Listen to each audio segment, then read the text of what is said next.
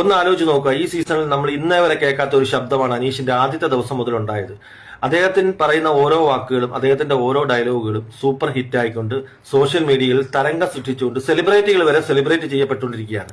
അതായത് ഒരു കോമണറിനെ വലിയ വലിയ സിനിമാ താരങ്ങൾ പോലും സെലിബ്രേറ്റ് ചെയ്യപ്പെട്ടുകൊണ്ടിരിക്കുന്ന ഒരു അവസ്ഥയിലോട്ട് നമ്മൾ എത്തിക്കൊണ്ടിരിക്കുകയാണ്.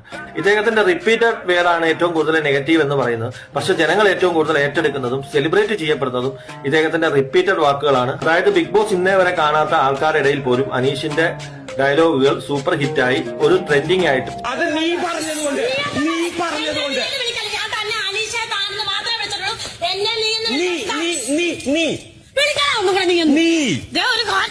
എനിക്ക് ചൊറിഞ്ഞു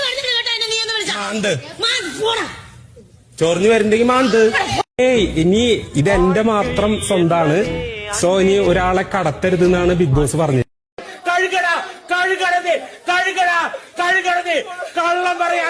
കള്ളം പറയാണ് ജീവിക്കുന്നുണ്ടെങ്കിൽ സത്യസന്ധരാവ് പഠിക്കണം. കഴുകണതേ അത് കഴുകട.